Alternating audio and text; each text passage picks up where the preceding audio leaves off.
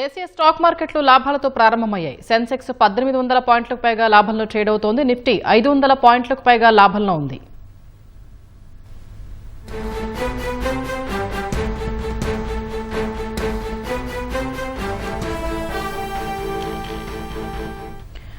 మరిన్ని వివరాలు stock market విశ్లేషకులు మూర్తినాయుడు గారు మనకి ఫోన్ లైన్లో అందుబాటులో ఉన్నారు. మూర్తినాయుడు గారు నమస్తే అండి. లాభాలతో ప్రారంభమయ్యే స్టాక్ మార్కెట్లు కారణాలు ఏంటి?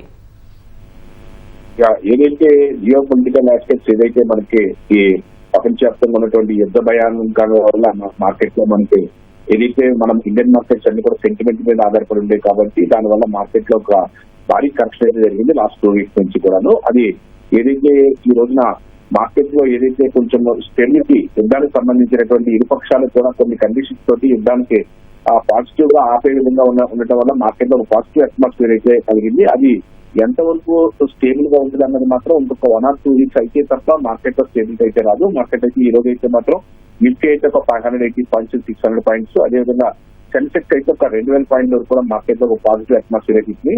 సెక్టార్ లో చూసుకున్నట్టయితే అన్ని సెక్టార్ లో కూడా మెటల్ సెక్టార్ మనం వర్తించాలనుకున్నటువంటి మెటల్ సెక్టర్ తొందరగా రికవర్ అవడానికి అవకాశం ఉందని చెప్పాం. అదేవిధంగా మెటల్ సెక్టర్ లో ఏదైతే మనకి టాటా స్టీల్ కానీ అదే జిందాల్ స్టీల్ కానీ అదేవిధంగా మనకి ఏదైతే సెయిల్ కానీ ఇవన్నీ కూడా మార్కెట్ లో మోర్ దెన్ 3% మార్కెట్ లో ప్లస్ లో ఉన్నాయి. అదేవిధంగా ఐటీ సెక్టర్ కూడా స్పీడ్ గానే రికవర్ అయ్యే అవకాశం అయితే కనిపిస్తుంది. దాంతో పాటుగా ఆటోమొబైల్ బ్యాంకింగ్ సెక్టర్ కూడా మోర్ దెన్ 2% అప్ ట్రెండ్ అయితే మార్కెట్ అయితే 2000 అయితే ట్రేడ్ అవుతుంది. సో ఈ టైంలో మదుపర్లు ఎలా వ్యవహరిస్తే బెటర్ అంటారు మూర్తినాయుడు గారు?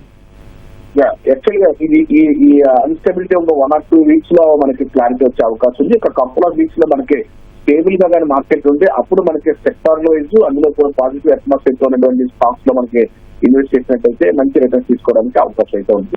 అంత తొందరపడవలసిన అవసరం లేదు. ఇన్వెస్టర్ లో ఫ్రెష్ గా ఎంటర్ అవ్వాలనుకునే వాళ్ళు కూడా జస్ట్ 1 or 2 వీక్స్ మార్కెట్ ఎలాగా స్టేబుల్ అవడానికి టైం తీసుకుంటుంది కాబట్టి మార్కెట్ యుద్ధం వాతావరణం అంతా అనుకూలంగా ఉండి మార్కెట్ అంతా స్టేబుల్ గా ఉంటే అప్పుడు మనం దాంట్లో మార్కెట్ లో నుంచి ఫ్రెష్ గా ఎంటర్ అవడానికి అవకాశం అయితే ఉంది.